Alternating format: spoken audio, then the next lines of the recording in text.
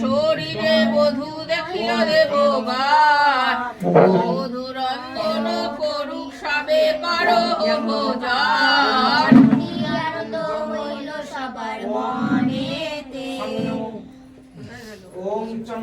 চান্দর মুখে শুনিয়া সবে এইও সব কথা বলো চলো নাই সবে হেঁটো করে মাথা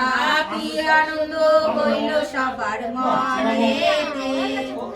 বড় জয় রাম সাধু জাতির প্রধান সারো হস্তে জোড়ো হস্তে কহে সে চান্দর বিদ্যমান